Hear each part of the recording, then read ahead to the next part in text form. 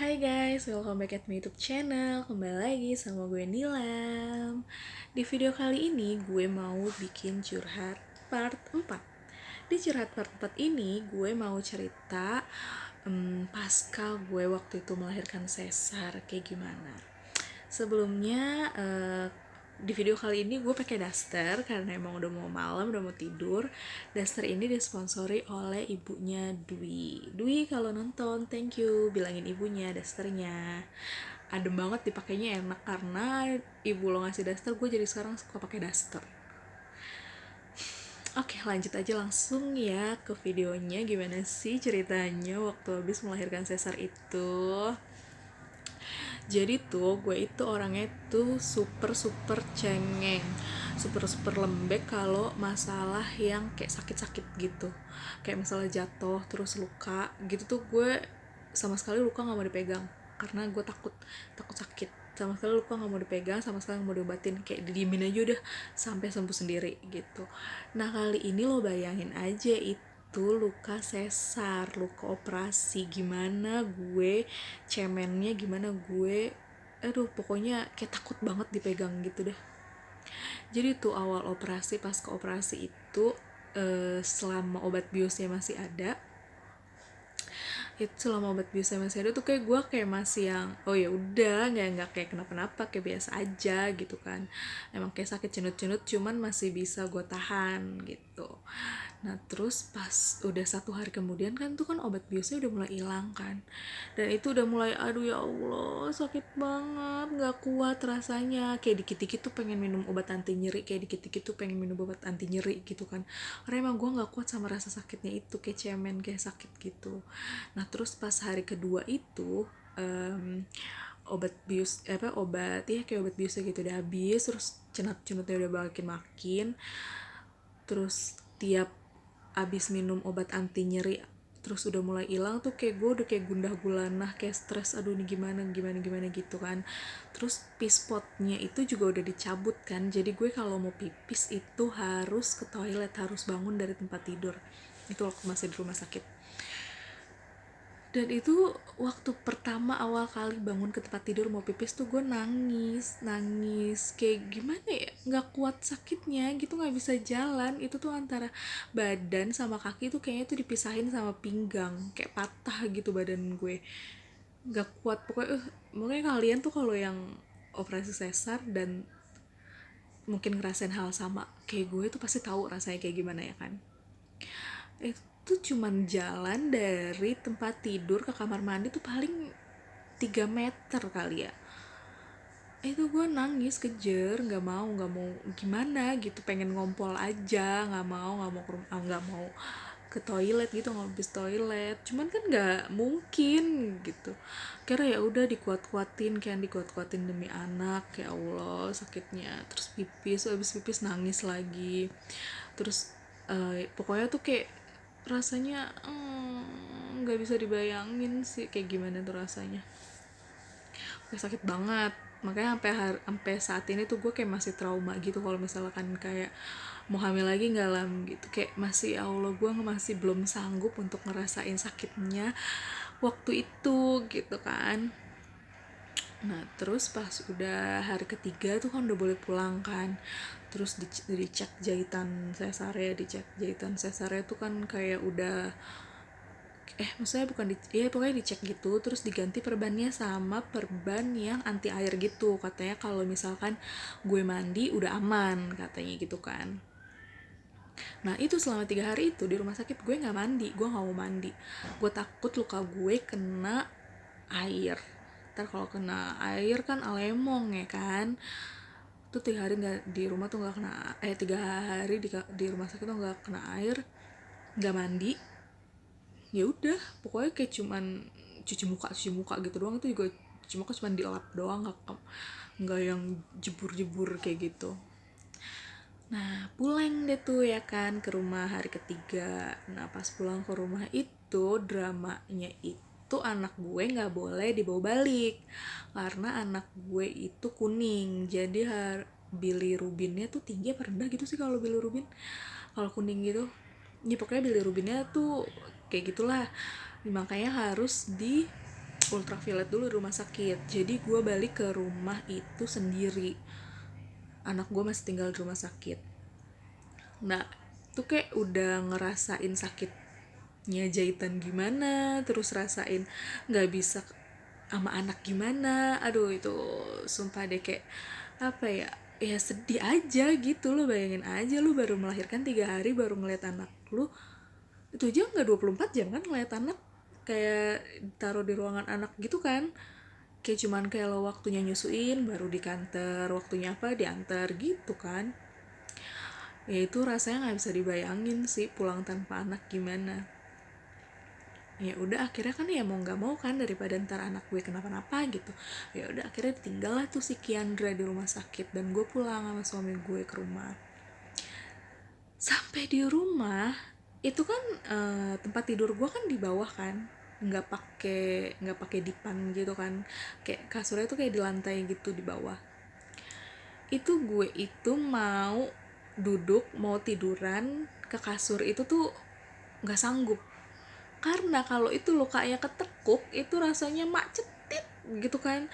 Aduh kayak gue nggak sanggup tuh, sampai gue tuh sampai rumah duduk duduk di kursi, terus pegel pengen duduk selonjoran di kasur gitu tuh drama lagi gitu.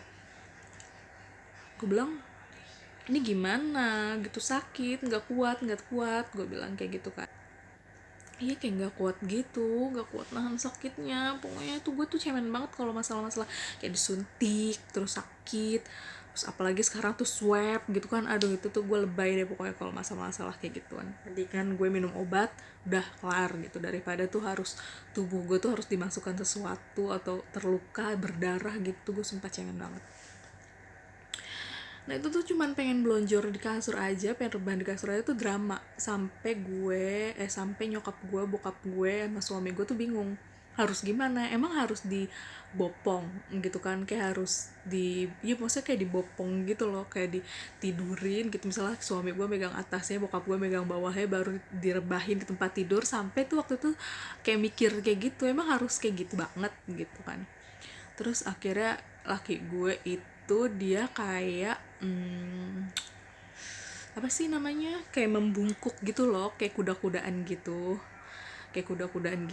Terus gue duduk di atasnya punggungnya dia gitu, terus pelan-pelan dia itu ngerebak kasur gitu supaya gue bisa ikutan ke kasur pelan-pelan gitu. Pokoknya lu bisa bayangin gak sih, kayak laki gue kayak kuda-kudaan, momen kuda-kudaan gitu tuh, apa sih, tangannya di bawah gitu ngerunduk, terus gue duduk di atas punggungnya, terus laki gue tuh yang pelan-pelan tengkurep gitu biar gue bisa merosot, biar gue bisa duduk ke kasur. Sampai segitunya gue tuh lebaynya.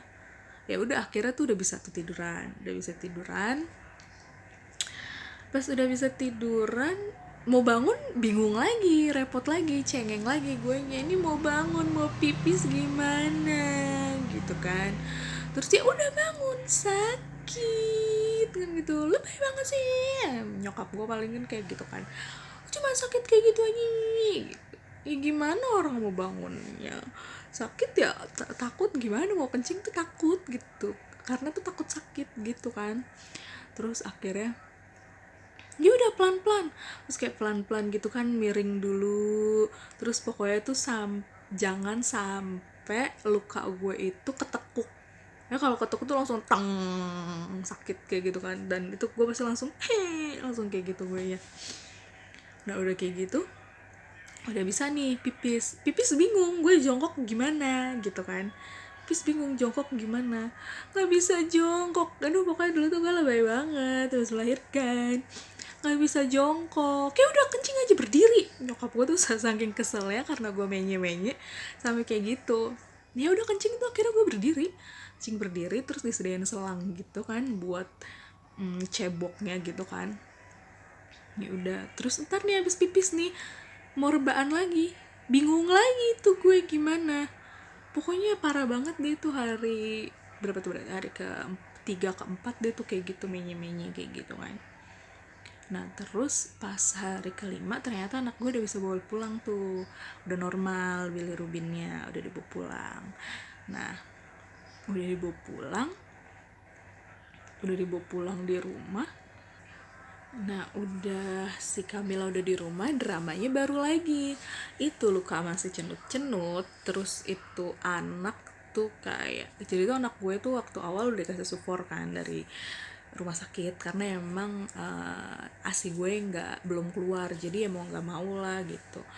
Bukan yang idealis banget sih kalau gue tentang ASI yang kayak harus eksklusif gitu sih, enggak sih, karena kan gue juga ibu bekerja, takutnya nanti kalau emang nggak mencukupi gimana gitu kan. Jadi yang terbaik aja buat anak gitu, selama anak nggak lapar ya kalau gue sih nggak masalah gitu. Nah terus nih lanjut lagi ya. Pas si Kiandra udah di rumah, itu baru lagi kan dramanya. Itu luka gue masih sakit, terus mulai menyusui gitu kan, apa namanya, direct ASI gitu langsung gitu kan. Itu tuh ternyata sakit banget gitu, ya ampun. Ntar deh itu kayaknya gue bahas di curhat next lagi ya, rasanya mengasihi pertama kali kayak gimana, mungkin kali ya nanti gue akan bikin curhatnya. Nah itu drama baru bakalnya itu yang kayak gue after sesar aja. Gue tuh after sesar terus kayak udah cenut-cenut, terus anak gue aus minta nenen gitu kan. Terus gue yang gak bisa miring, gak bisa duduk, gue tuh nyusuin gak bisa tiduran waktu itu, harus duduk. Jadi kan mau gak mau kalau misalkan anak gue nangis minta nenen, gue harus duduk kan. Dan itu ya Allah, ya Allah, ya Allah, ya Allah, sakit banget. Jadi tiap anak gue gitu, gue harus duduk, kayak harus, ya Allah, gue kuat, gue kuat, gue kuat gitu kan. Itu rasanya itu kan, jadi kan minum obat anti nyeri itu kan harusnya kan sehari cuma 3 kali. Nah itu tuh gue rasanya pengen tiap anti nyerinya hilang gue harus minum tiap anti nyeri, gue pengen kayak gitu, cuman kan takutnya overdosis ya kan. Jadi ya udah mau nggak mau gitu, tiap obat anti nyerinya rasanya udah hilang, gue harus bertahan dengan rasa sakit itu gitu kalau misalkan gue mau melakukan sesuatu gitu. Nah pas after melahirkan itu, padahal sebenarnya sih cepet kering sih luka gue, cepet kering luka gue, seminggu tuh udah kering. Karena itu gue kayak kan harus kayak banyak protein gitu kan, kayak sehari itu makan putih telur tuh 4, terus makan ikan apa sih waktu itu, yang namanya ikan apa sih namanya, lupa. Ikan apa, kamu lu tau gak sih guys ikan apa namanya, gue lupa nama ikannya. Pokoknya itu bentuknya tuh kayak ikan lele, cuman bukan ikan gabus. Makan ikan gabus. Terus gue minum keling juga, katanya kan itu kan yang gamat gitu deh, lupa namanya apaan. Katanya itu kan juga buat cepet kan. Nah itu emang cepet sih sebenarnya. Seminggu itu luka gue udah kering kan, seminggu kan kontrol kan ke rumah sakit, ternyata luka gue udah bagus gitu. Dan plesternya itu udah dicabut, terus ujung jahitannya juga udah dipotong gitu, karena udah bagus gitu. Cuman karena emang gue lebay, selama pakai plester anti air itu gue di rumah nggak mandi, selama di rumah sakit nggak mandi juga. Selama di rumah karena gue masih takut itu lukanya kenapa-napa, padahal dokter udah bilang kering, gue juga nggak berani mandi. Jadi selama 1 bulan itu gue nggak mandi, cuman lap-lap doang.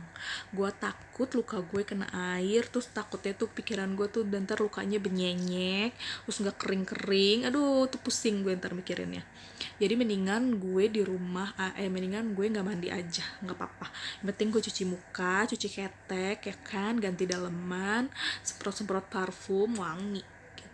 Yang ini jangan dicontoh sih guys, emang tuh gue jorok karena gue takut kenapa-napa sama luka gue. Basically kenapa gue kayak gitu, karena waktu itu tante gue pernah, dia habis sesar juga, terus dia mandi dan ternyata tuh lukanya benyenyek gitu dan pemulihannya tuh semakin lama gitu. Kayak gue nggak mau kayak gitu, walaupun seminggu udah bagus itu jahitan gue tetap nggak mau mandi. Gue tetap kayak ngejaga gitulah sampai benar-benar gue yakin gue udah boleh mandi, baru gue mandi. Ya itu waktunya tuh kurang lebih sebulan gue nggak mandi sama sekali gitu. Ya gitu deh pokoknya kalau habis melahirkan tuh mungkin ya normal, sesar mungkin sama kali ya sakitnya kayak gimana. Cuman ya itu, kalau sesar itu pas lagi melahirkan lo nggak ngerasa apa-apa gitu, ya nggak sakit gitu, nggak yang gimana sih, nggak yang groang, apa ya, apa sih sebutannya, kalau misalkan kayak normal kan yang kayak berjuang apa berjuang gitu kan buat ngeluarin bayi. Cuman kan kalau sesar kan berjuang itu kan lo antara hidup dan mati, karena lo di black gitu kan, operasi gitu. Ya sebenarnya dua-duanya berjuang, cuman ya gitu, kalau misalnya sesar abis melahirkannya tuh sumpah sakit banget gitu.